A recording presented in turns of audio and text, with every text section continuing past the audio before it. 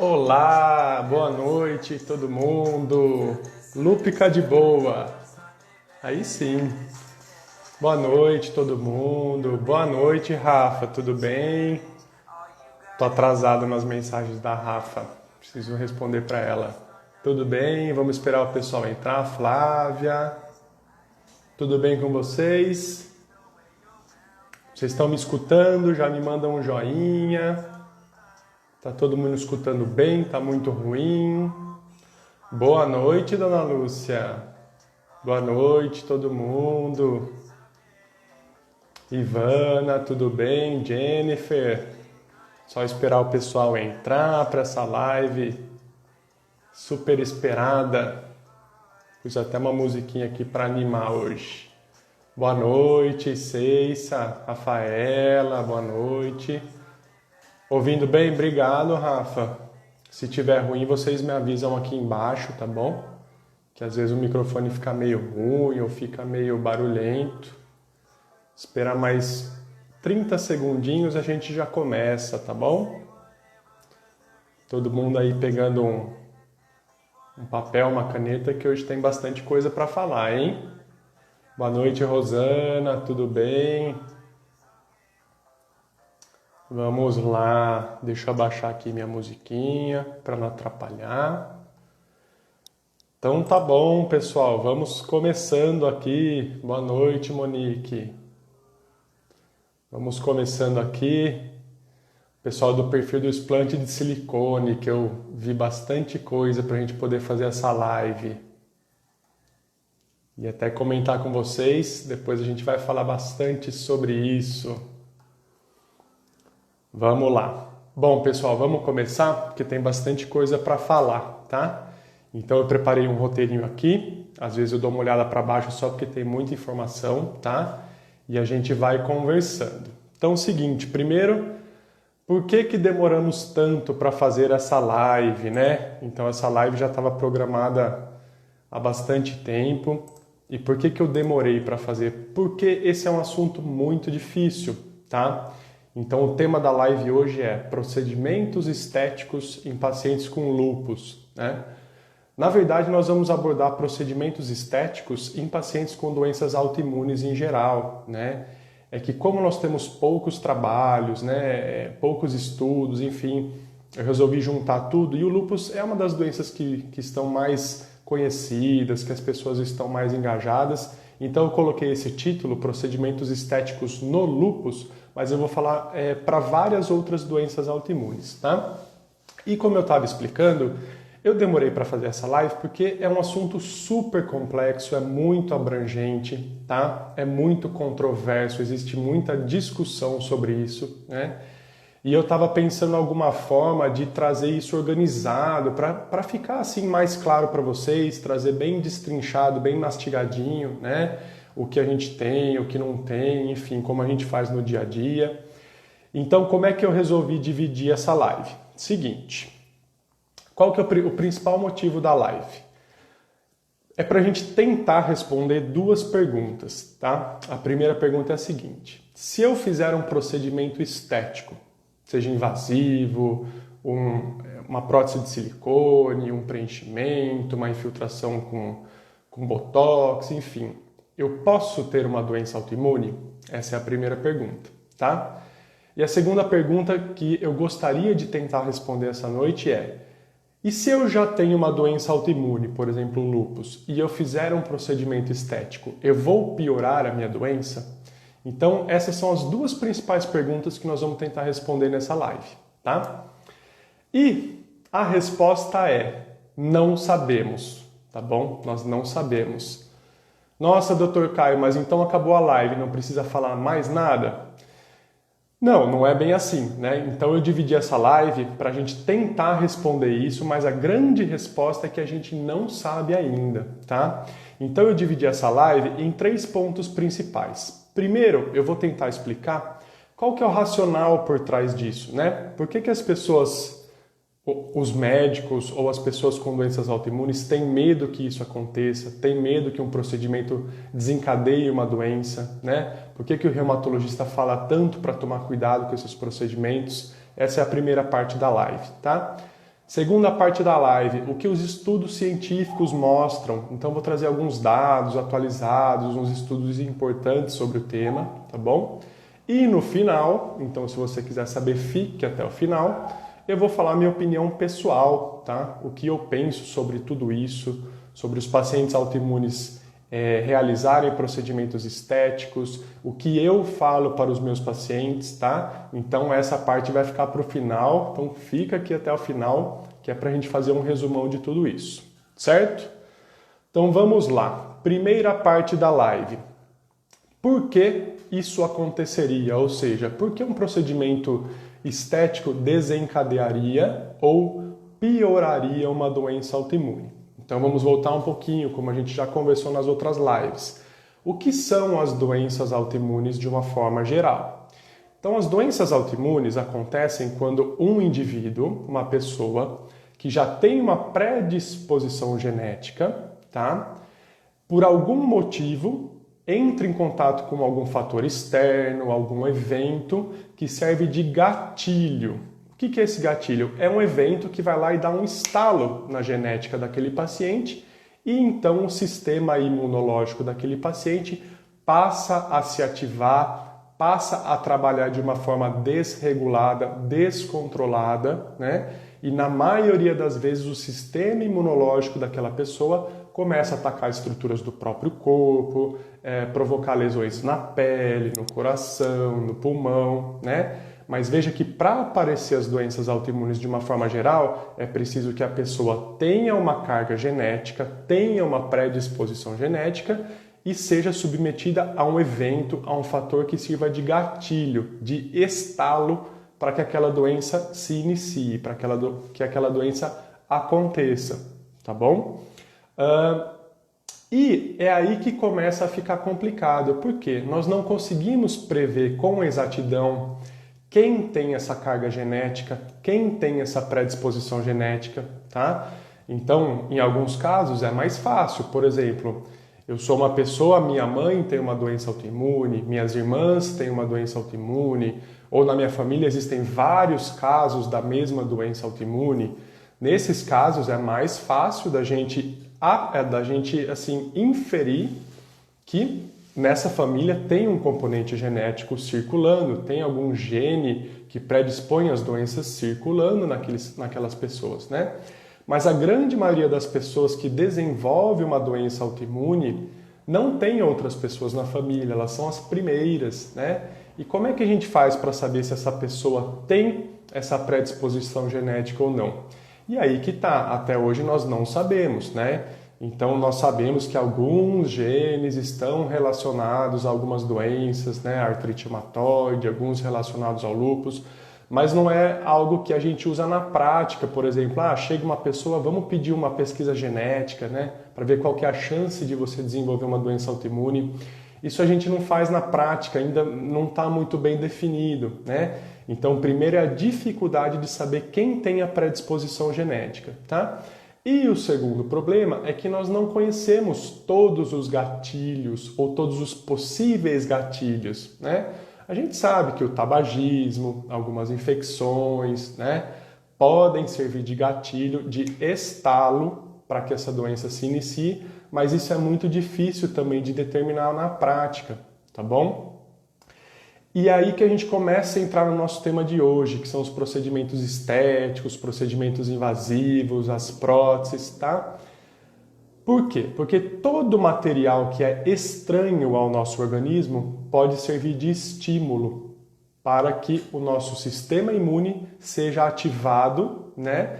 E então aquelas pessoas que têm uma predisposição ativem esse sistema imunológico de uma forma errada. Por exemplo, vou simplificar. Então, existe uma pessoa que tem uma predisposição genética, ela entra em contato com algo estranho, por exemplo, uma prótese de silicone, né? Ou faz uma cirurgia, ou faz uma infiltração de algum material, o corpo reconhece aquilo como sendo estranho e faz uma resposta de ataque, uma resposta de defesa do corpo.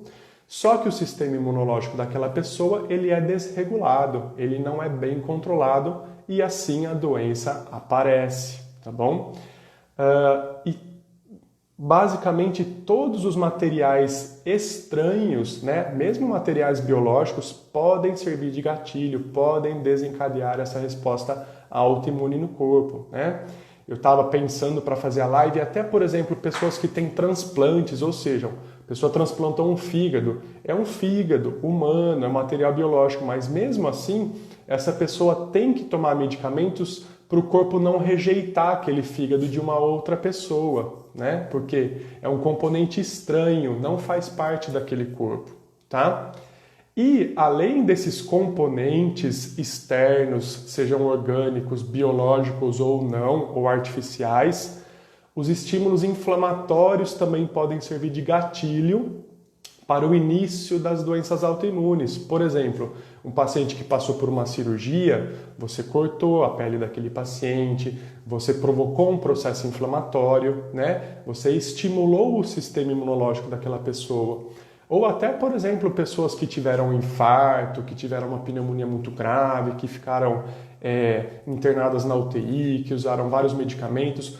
Tudo isso pode servir como estímulo para o aparecimento de uma doença autoimune em um paciente que tem uma predisposição, tá? Então, é aí que está o racional e o grande medo dos reumatologistas e toda essa pesquisa por trás dos procedimentos estéticos, se eles desencadeiam ou se eles pioram as doenças autoimunes, tá?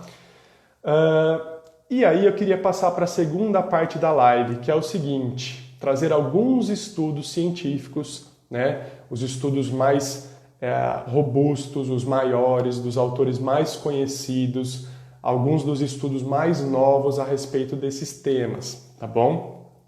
E primeiro eu vou trazer alguns estudos para tentar responder a nossa pergunta: se procedimentos estéticos invasivos ou não invasivos podem desencadear uma doença autoimune em pessoas que ainda não têm a doença autoimune, tá?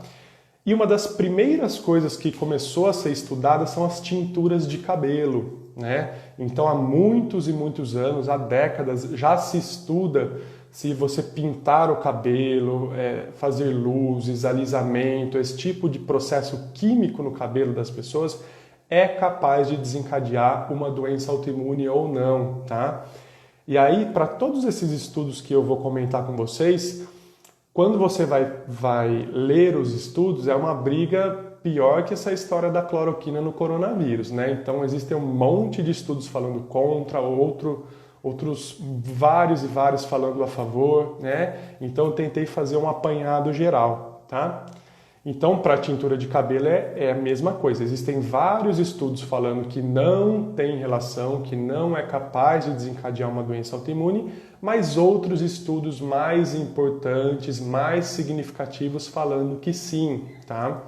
Então eu trouxe para vocês um estudo de 2011, depois eu vou deixar para vocês todas as referências desses estudos, para vocês não acharem que é da minha cabeça que eu estou tirando isso, tá?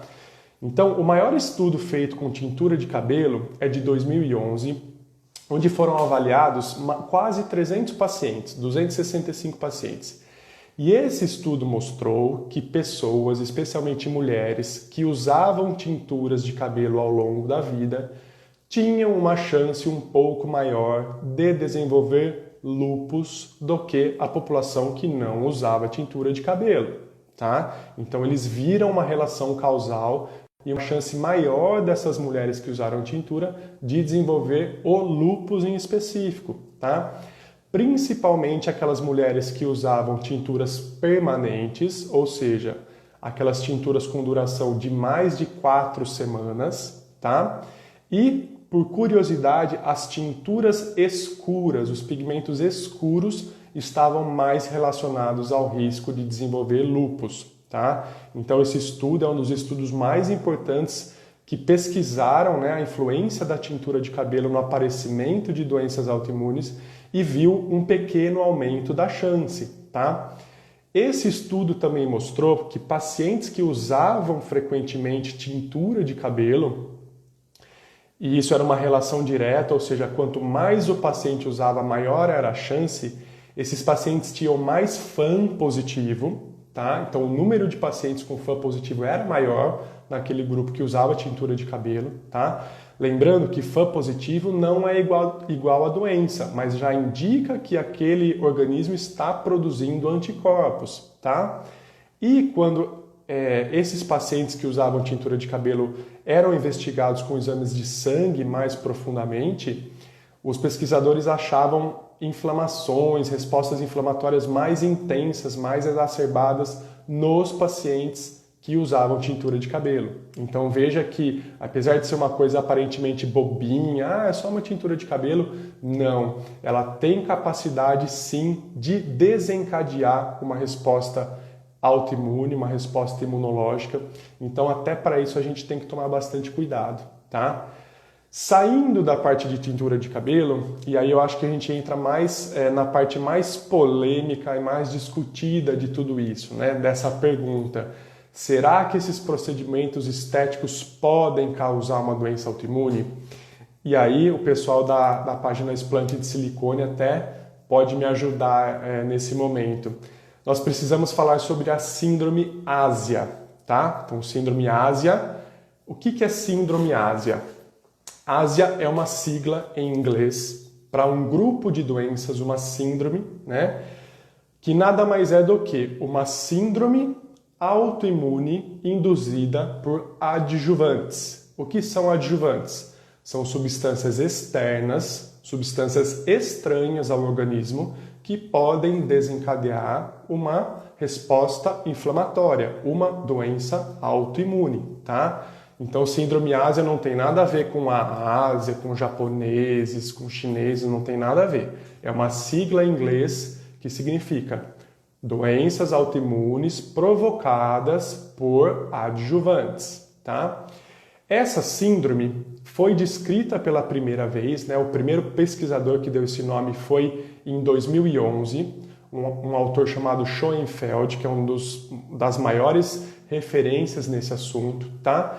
E ele começou a reunir vários tipos de doenças diferentes, vários relatos de pacientes com sintomas parecidos, com sintomas semelhantes, desencadeados após o contato com alguma substância, tá?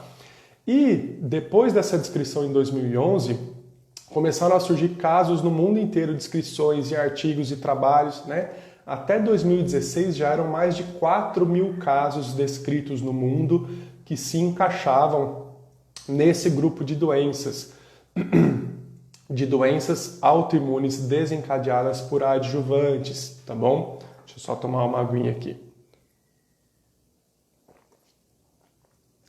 E então, foi formado um grupo de cientistas, né, de especialistas na área, para pesquisar justamente essa síndrome ásia, né? Como que essas doenças apareciam, por que apareciam, como que elas se manifestavam, né? E foi criado um banco de dados internacional, onde vários médicos, principalmente reumatologistas, fazem relatos de casos, então são dados super confiáveis de médicos especialistas, tá? E até 2017, que é a última publicação desse grupo de estudos da síndrome ásia, pelo menos até onde eu achei, eles tinham já 300 casos super bem documentados de pacientes que desenvolveram doenças autoimunes após o contato com alguma substância externa, tá? E que substâncias externas que são essas?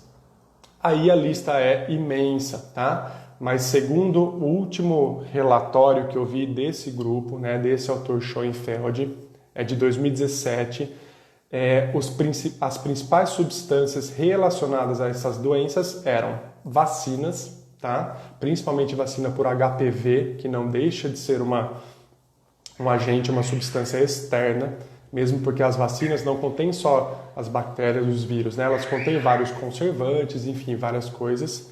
Não estou falando que não é para tomar vacina, muito pelo contrário, mas nós... Desculpa, gente, mas nós não vamos entrar nessa questão, porque senão é um outro assunto para uma outra live, tá? Desculpa, então voltando. Então, quais as substâncias que estiveram mais relacionadas com essa síndrome ásia, com essas doenças autoimunes? Vacinas, principalmente de HPV, implantes de silicone, e quando eu falo implantes de silicone, não é só implante de mama, tá? Implantes de silicone são usados para várias partes, inclusive cirurgia cardíaca, né? Hoje em dia existem implantes estéticos, né, de glúteo, enfim, várias partes do corpo que podem ser feitos. E óleos minerais injetáveis, tá? E nessa parte de óleos minerais injetáveis, a gente fala principalmente de procedimentos estéticos clandestinos. Então, quando nós vamos estudar sobre esses procedimentos em países, né, subdesenvolvidos, países mais pobres, existem muitos procedimentos clandestinos feitos por não médicos com substâncias não medicinais, né, com óleo mineral, enfim, um monte de coisa, em mulheres, em pacientes transgênero, e aí sim a gente tem muitas descrições de doenças gravíssimas sendo desencadeadas, tá bom? Então, vacinas, principalmente HPV, próteses e implantes de silicone e óleos minerais injetáveis, tá? Esses foram os principais adjuvantes que desencadeiam essa síndrome ásia pelo grupo de estudos, tá? E aí nós vamos passar para a parte mais polêmica de todas, que são as próteses de silicone, né? E isso eu recebo todo dia, a gente vê pergunta, vê dúvida todo dia sobre isso. Doutor, a prótese de silicone causa uma doença autoimune, né? A minha doença autoimune foi porque eu coloquei uma prótese de silicone. Eu preciso tirar a minha prótese de silicone. Como é que fica essa história? Então, vamos aos fatos novamente, né? Para a gente nunca trabalhar com achismo e sempre trabalhar com ciência, com os fatos, tá? Eu vou contar uma história rapidinha das próteses de silicone. Então, as próteses de silicone já são usadas para procedimentos estéticos há mais de 60 anos, né? E desde lá para cá, há décadas, há 4, 5, 6 décadas, que tenta-se estabelecer essa relação, se as próteses de silicone, elas provocam ou não doenças, principalmente doenças autoimunes, tá? E, de novo, é aquela briga, né, pior do que cloroquina no coronavírus. Muitos estudos falando que sim, muitos falando que não. Então eu tentei trazer também alguns estudos maiores e estudos mais recentes. Então, lá no começo da década de 90, nos Estados Unidos, vários e vários médicos começaram a relatar histórias de pacientes que começaram a desenvolver doenças autoimunes, outros sintomas inespecíficos sugestivos de doenças autoimunes, depois de colocar a prótese de silicone, né? Principalmente na época era prótese de mama. E esses relatos eram basicamente ou principalmente com aquelas próteses sólidas, né? Que são preenchidas por silicone, aquelas mais endurecidas mesmo, né? Até que em 1992, depois de muitos relatos, de muitos processos e por aí vai, o FDA, que é como se fosse a Anvisa nos Estados Unidos, proibiu o uso das próteses de silicone, tá? Por quê?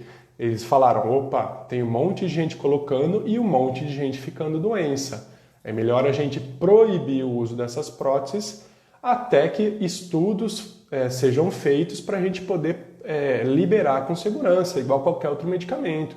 Quando você tem um medicamento que está fazendo mal para a população, a Anvisa, o FDA, que é esse órgão americano, vai lá, tira de circulação para fazer mais estudos, né?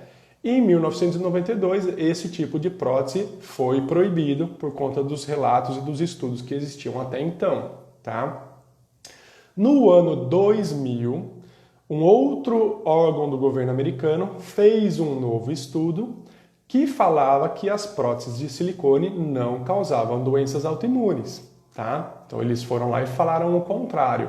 Mas esse estudo depois foi super criticado, enfim, os dados falaram que não eram muito confiáveis, tá? Mas acabou que em 2006 o FDA, que é o Anvisa americano, né, assim por dizer, foi lá e liberou de novo o uso das próteses de silicone sólidas, tá? E de lá para cá é só briga para todos os lados, autores falando que sim, autores falando que não, tá? E é o seguinte, por que a prótese de silicone induziria uma doença autoimune ou algum outro sintoma, enfim? Então o silicone, ele vem da sílica, como o próprio nome diz, tá? E a sílica ela é uma partícula inorgânica. E nesses pacientes que desenvolveram doenças autoimunes depois da colocação de prótese, os pesquisadores, os cientistas começaram a investigar e viram que duas coisas. Primeiro, que as próteses de silicone, por mais que o paciente faça um acompanhamento, né, com ultrassom, com ressonância e veja que a prótese está íntegra, não tem uma ruptura grosseira, ela, com o passar dos anos, vai tendo microfissuras, microrupturas, e essas partículas de silicone, que são microscópicas, acabam saindo da mama e indo para várias partes do corpo, tá? Então, investigaram pacientes com próteses de silicone depois de muitos anos, né? E várias partes do corpo eles encontraram a sílica, encontraram o silicone. Então, linfonodos axilares, que são os gânglios, e todos os tecidos do corpo que você imagina já foi encontrado, né? Sem contar aqueles pacientes que têm a rotura mesmo da prótese, né? Tem que fazer uma retirada, enfim.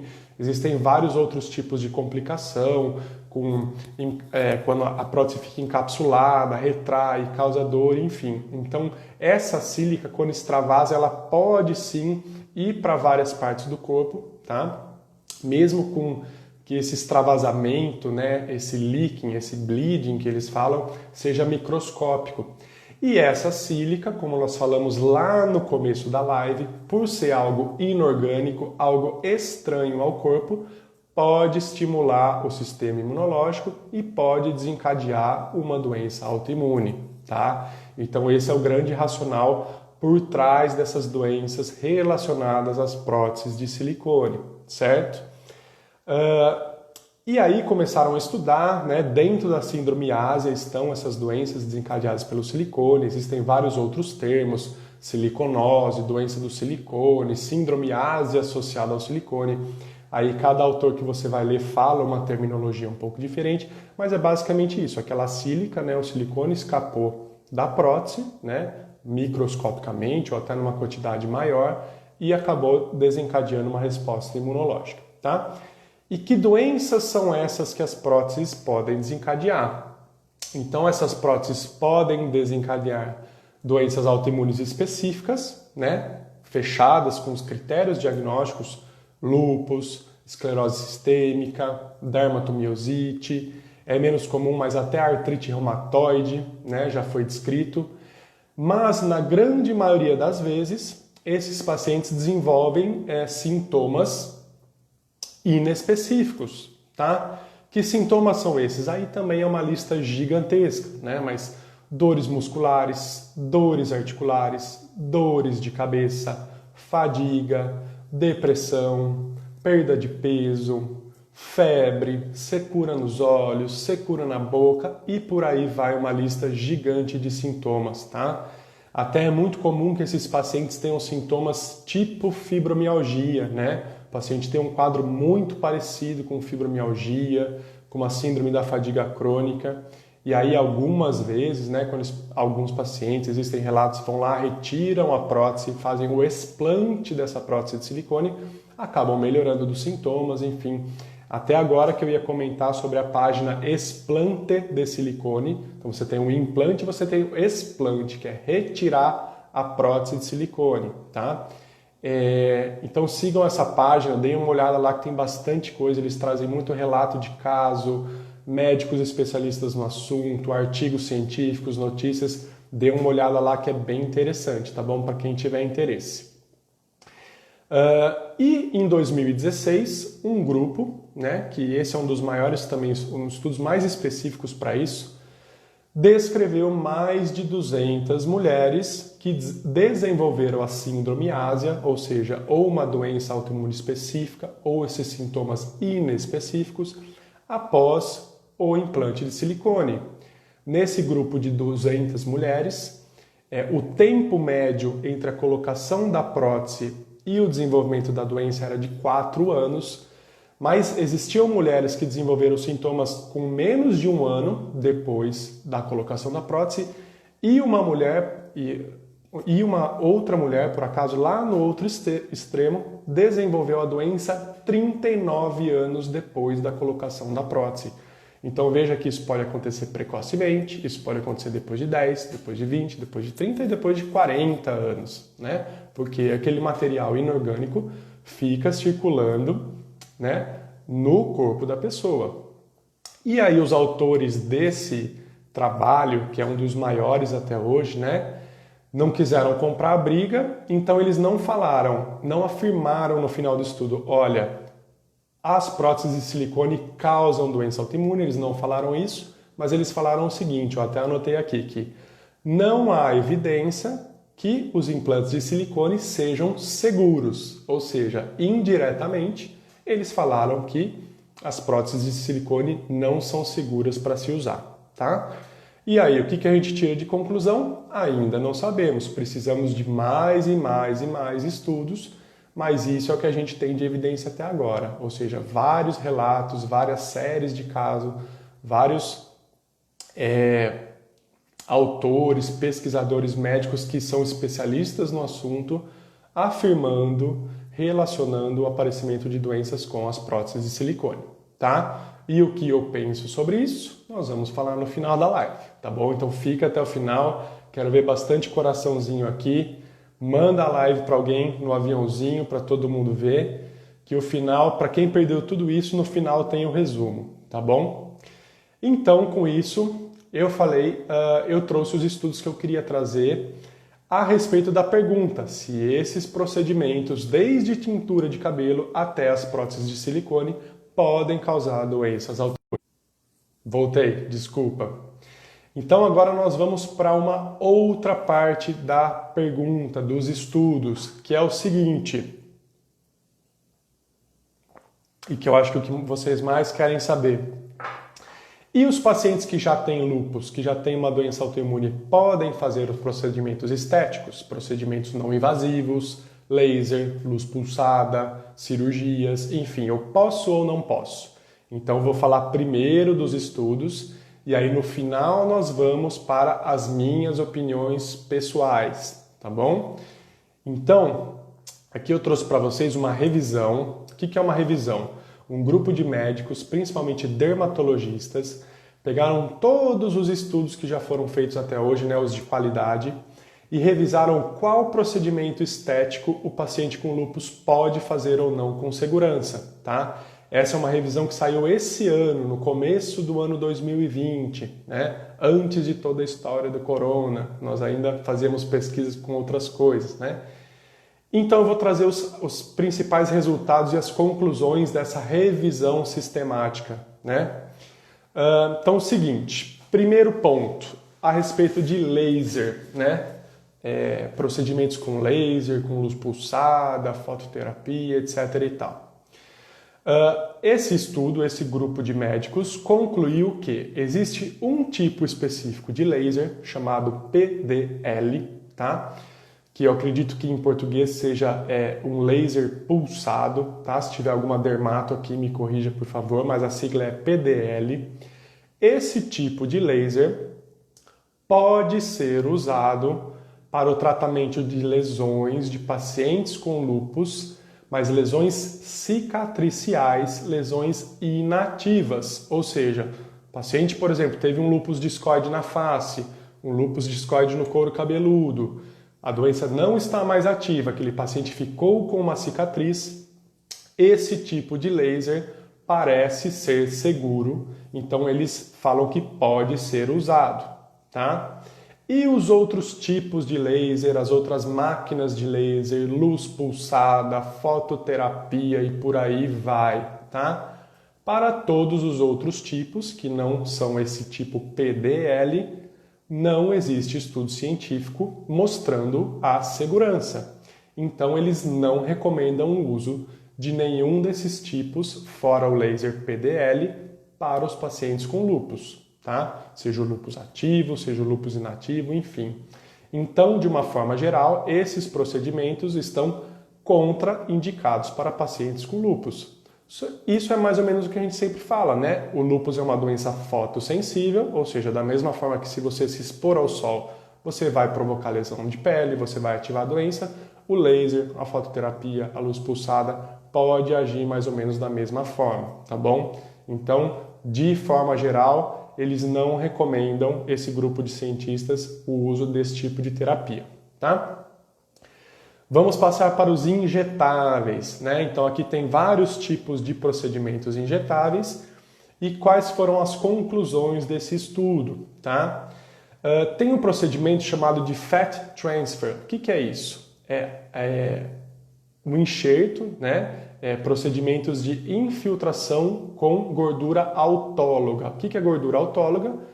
Os médicos pegam, né, os dermatologistas, os cirurgiões plásticos pegam gordura do próprio paciente, da perna, da barriga e usam para fazer infiltrações, principalmente em lesões cicatriciais, né? Então, mesma coisa, o paciente teve um lúpus discoide, ficou com uma lesão atrófica, uma lesão profunda, né, que causa um desconforto. Os médicos vão lá, pegam gordura do próprio paciente e usam para preencher essa lesão cicatricial, tá? Esse tipo de procedimento também parece ser seguro para os pacientes com lúpus que estão em remissão e não estão usando corticoide, tá? Então eles frisam muito bem, esse tipo de procedimento é seguro nos pacientes em remissão sem uso de corticoide, tá? Por quê? Porque eles viram que os pacientes que estavam em atividade ou que estavam usando corticoide, mesmo em doses mais baixas, tinham desfechos desfavoráveis na cicatrização, reativação de doença e uma série de outras complicações, tá? Inclusive, eles descrevem alguns casos de pacientes que estavam ativos, fizeram esse enxerto, esse preenchimento com gordura autóloga do próprio corpo, e acabaram tendo complicações graves, embolia pulmonar, arritmias cardíacas e até óbito, tá? Então esse tipo de procedimento pode ser feito em pacientes em remissão sem uso de corticoide. Legal? Além disso, os procedimentos, né, com preenchimento com ácido hialurônico. Eles também avaliaram esse tipo de procedimento, que o ácido hialurônico está bastante aí na moda, em voga, bastante gente usando no dia a dia, nos consultórios de dermatologia, de cirurgia plástica, né? E o que esses médicos viram para os pacientes com lúpus, tá? Que esses pacientes com lúpus que usavam ácido hialurônico para preenchimentos tinham um número aumentado de complicações, principalmente reações tardias, então formação de nódulos, formação de corpo estranho, de granuloma, né, que é quando fica endurecido, encapsulado, então pálpebra, lábio, né, ou seja, os pacientes com lúpus que fizeram esses procedimentos tiveram mais complicações, principalmente complicações tardias, e as complicações nesses pacientes eram de difícil tratamento, né? Então não adiantava fazer os procedimentos para complicações padrão, eles não respondiam, certo?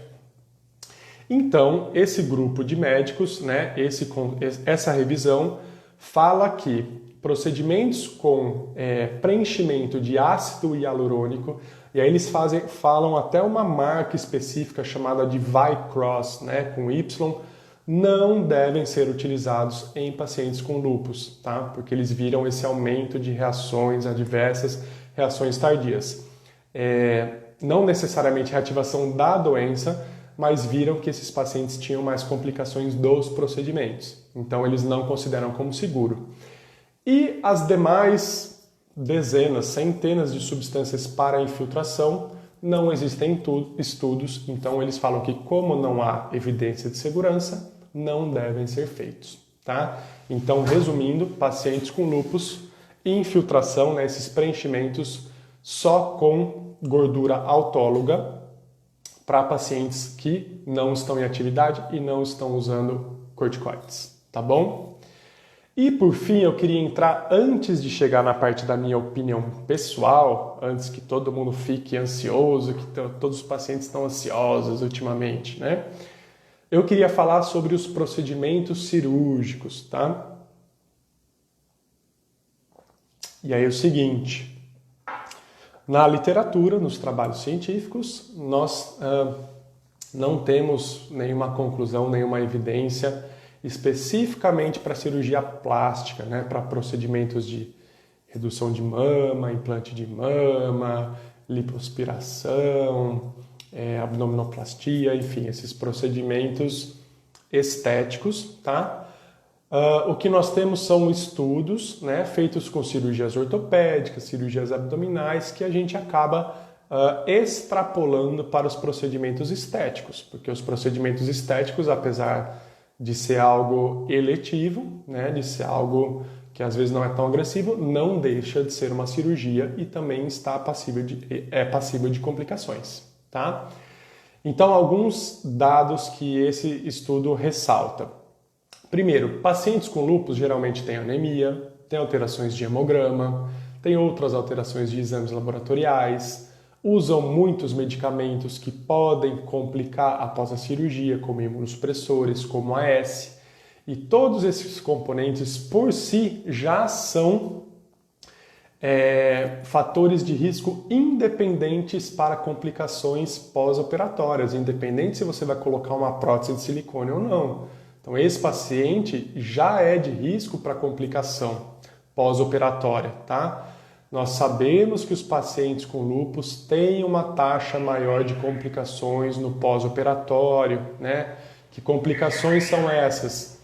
Dificuldade de cicatrização, infecções ou na ferida operatória ou infecções mais generalizadas, eventos cardiovasculares no pós-operatório, que são infarto, AVC, embolia pulmonar, tá? Tromboses e por aí vai, tá?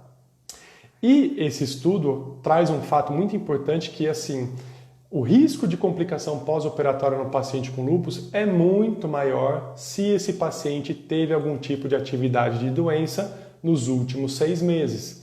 Então imagine que o paciente estava estável somente há 3 meses, passa por um procedimento cirúrgico, o risco de complicação é muito maior nesse paciente, tá? Além disso, tem 2 fatos interessantes. Como nós estamos falando de cirurgia estética, isso deve ser levado em conta.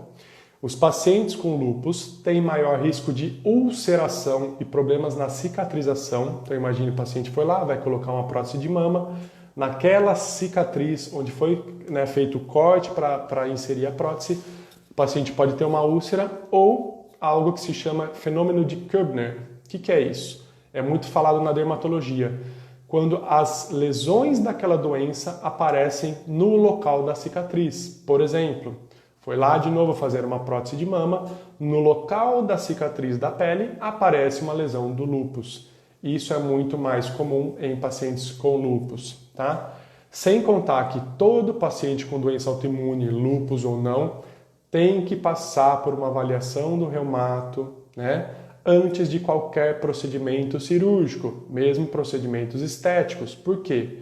Existem cuidados para cada paciente específico, cuidados específicos com os imunossupressores. Existem imunossupressores que têm que ser suspensos, outros não. Cada um tem que ser suspenso num período, num tempo diferente, tá? Se o paciente estiver usando corticoide, às vezes tem que fazer uma dose adicional no procedimento.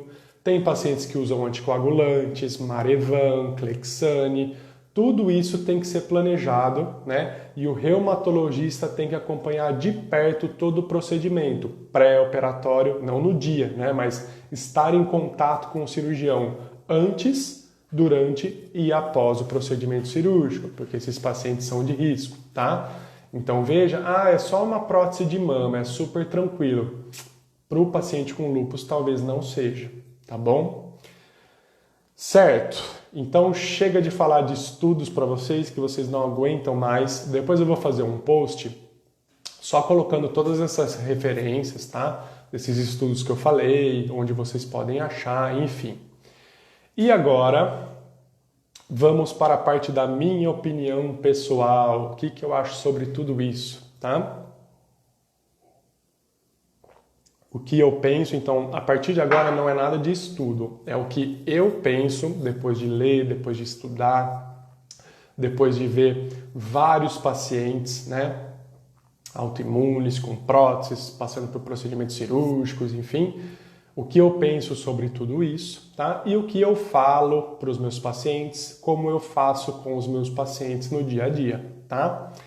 Mas, antes de chegar nesse resumão final, queria pedir para todo mundo clicar no coraçãozinho aqui embaixo, né? Manda essa live para alguém.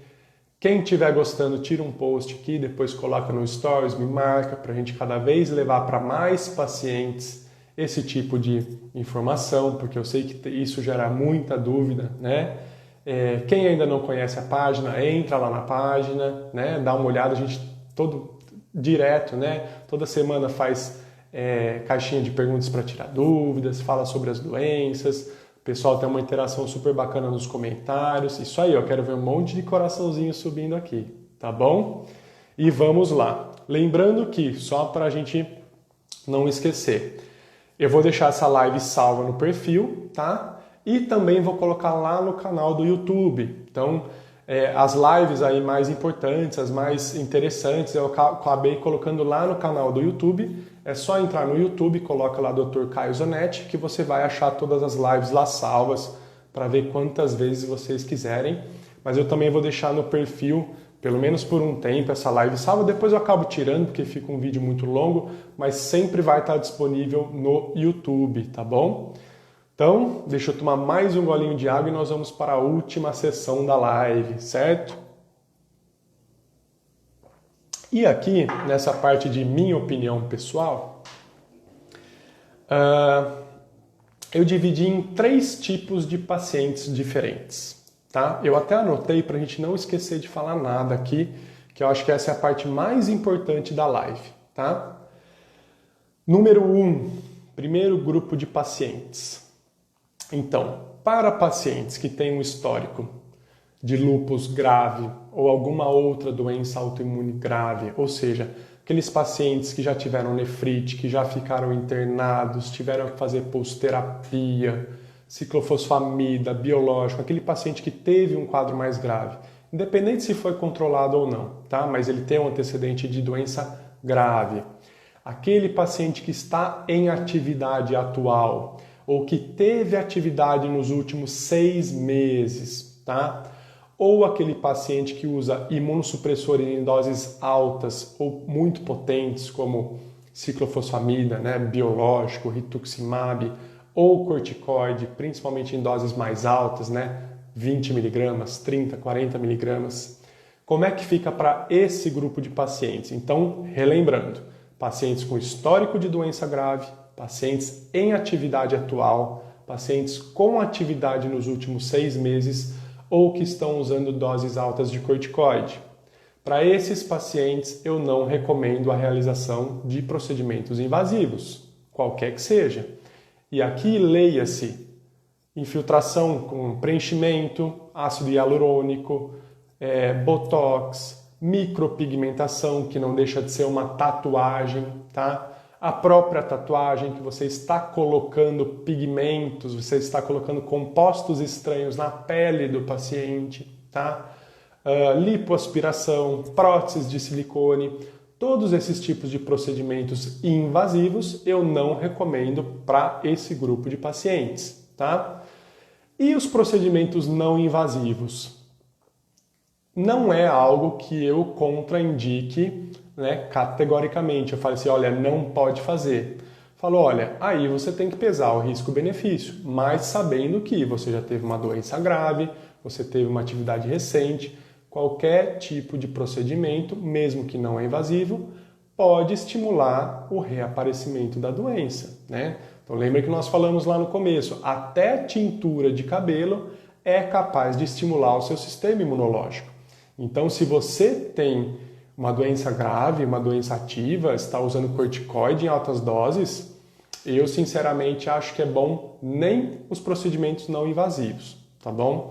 Então essa é mais ou menos a minha opinião sobre esse grupo de pacientes, tá legal? Segundo grupo de pacientes, pacientes com doenças leves, ou seja, aquele lúpus que você está tratando nunca foi tão agressivo, um lúpus que é basicamente lesões na pele, dores articulares, que você está bem há mais de 6 meses, usando doses baixas de imunossupressores, está sem corticoide há um bom tempo, né? Quer dizer que esse lúpus é tranquilo? Não, todo lúpus é uma doença complicada, né? Mas é um quadro um pouco mais leve, é um lúpus leve, né? E você está bem há bastante tempo. Nesses pacientes, o que eu falo? Para procedimentos invasivos, sempre pesar o risco-benefício. Você pega uma mulher, o sonho dela é fazer botox, o sonho dela é colocar uma prótese de mama. Eu vou falar que não pode? Não vou falar que não pode, mas eu vou falar, olha, você está bem, mas existe a chance desse procedimento, dessa prótese, dessa infiltração, desse preenchimento, fazer com que sua doença se reative. Existe essa chance? Existe. Então você tem que pesar o risco que você quer correr, tá? Esse risco sempre vai existir nesses pacientes, mesmo que seja um paciente com doença leve e doença controlada, tá? Então procedimentos invasivos, sempre considerar o risco-benefício. E procedimentos não invasivos, aí é um pouco mais tranquilo, mas sempre optar por procedimentos mais brandos, ou seja, não fazer aquelas tinturas de cabelo tão agressivas, aqueles alisamentos com, né, o pessoal usa formol, aqueles solventes, não fazer aquele peeling mais agressivo, enfim, tentar fazer coisas mais brandas. Então, usa uma tintura que dura um pouco menos, faz luzes em vez de descolorir o cabelo inteiro, vai fazer um procedimento, um peeling, alguma coisa com cosméticos menos agressivos, né? Então, opte sempre por coisas menos agressivas, tá bom? Esse é o segundo grupo de pacientes. E, por fim, vamos terminar, senão vai dar o tempo aqui de live, né? As próprias próteses de silicone, né? E aqui eu queria falar sobre 3 tipos de pacientes. Primeiro, aquela pessoa que não tem doença autoimune e quer colocar uma prótese de silicone. Investigue se na sua família existem pessoas com doenças autoimunes, você tem um histórico, né, que sugira que você pode ter uma predisposição. Então imagine aquela pessoa que quer colocar uma prótese de silicone, mas tem uma irmã com lúpus, tem uma mãe com lúpus, tem uma avó que faleceu de lúpus, enfim.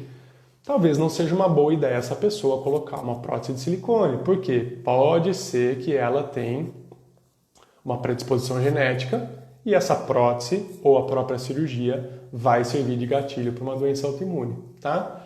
Então faça uma pesquisa, converse com o cirurgião plástico, né? Ficou em dúvida, converse com o reumatologista, certo? E se você tiver um histórico muito importante, talvez considere não fazer esse procedimento, tá bom? Para pacientes que já têm uma doença estabelecida, então um paciente que tem lúpus, doutor, então muitas de vocês que me acompanham têm lúpus, têm esclerodermia, esclerose sistêmica, polimiosite, enfim. Para esses pacientes também não é uma boa ideia colocar uma prótese de silicone ou fazer um procedimento cirúrgico com algum outro tipo de prótese, enfim. Você já sabe que tem uma doença. Você já tem um sistema imunológico que ele é reativo, ele tende a atuar de forma exagerada e você está colocando um corpo estranho, tá? Você está colocando o seu organismo em contato com um corpo estranho. Então a chance de ter uma complicação é muito grande, tá? Então para esses pacientes que já têm uma doença autoimune, eu também sempre falo para repensar, para talvez não fazer esse tipo de procedimento com próteses de silicone ou outros tipos de prótese. Porque a chance de complicar existe e não é uma chance pequena, tá bom? Quantos por cento? Não sabemos, tá? Mas existe essa chance sim, né? E por fim, aquele paciente que já tem uma doença autoimune e que já tem a prótese de silicone ou alguma outra prótese. O que esse paciente deve fazer? Aí é uma grande questão, né? Nesses casos, o que vale é o bom senso. Então, por exemplo, o paciente tem uma doença autoimune muito grave, muito agressiva, tá? Ou no acompanhamento da prótese, viu que aquela prótese já não está legal, já está com dobra, já tem ruptura. Talvez para esse paciente seja interessante retirar a prótese, tá? Ou aquele paciente que tem uma doença e que você começa com um tipo de medicação, a doença não responde, a doença não melhora, você troca, você passa por diversos tipos de imunossupressores, você usa corticoide dose alta e não consegue controlar bem a doença, opa, talvez essa prótese está perpetuando, está estimulando essa doença a continuar. Então, nesse caso, também talvez seja interessante retirar essa prótese, tá? Agora, por um outro lado, você tem uma paciente com lúpus, você tem uma paciente com uma esclerose sistêmica, que tem a prótese, faz o acompanhamento anual com a prótese está íntegra, sem problema nenhum, e a doença está controlada, está tudo indo conforme planejado, né? Legal, talvez esse paciente possa ficar com a prótese. Eu geralmente, né, a gente conversa sempre com o paciente, mas a gente combina de manter a prótese e se em algum momento essa doença piorar, essa doença ficar mais agressiva, a gente acaba reavaliando essa questão da retirada da prótese, tá bom? Então, tenho alguns pacientes que têm prótese de silicone com doenças autoimunes, estão super bem com a prótese, legal, e outros que acabaram retirando ou porque precisaram ou por opção da paciente mesmo e estão super bem também. Então, aí é muito mais a questão de conversar com o seu médico, com o seu cirurgião plástico e sempre avaliar risco-benefício, tá bom? Bom, pessoal, faltam 2 minutos para eu encerrar a live. Eu preciso encerrar antes, porque senão eu não consigo gravar essa live. Espero que vocês tenham gostado. Me mandem as perguntas, eu estou atrasado no direct, mas eu sempre tento responder todo mundo o mais rápido possível, tá? Me mandem dúvidas que vocês tiverem. E eu vou ver se eu faço uma nova live tirar dúvidas, né, essa semana, enfim, sobre esse assunto, ou se eu faço uma nova caixinha de dúvidas amanhã cedo, por exemplo, para a gente continuar aí tirando as dúvidas. Eu sempre acho que eu vou conseguir responder dúvidas no final da live, mas no fim eu falo e não dá tempo. Então, ou a gente faz uma live tirar dúvidas, ou a gente faz uma caixinha de perguntas, tá bom? Então, todo mundo dando coraçãozinho, mandando para alguém, tira um print aqui da live, posta no seu stories, me marca, por gentileza, quem gostou, e me mandem temas para as próximas lives. Fazia tempo que a gente não fazia live, né? Eu gosto muito de fazer live com vocês, então vamos programando as próximas, tá bom? Grande abraço, beijo para todos vocês, se cuidem e vamos nos falando, tá bom? Tchau, até logo!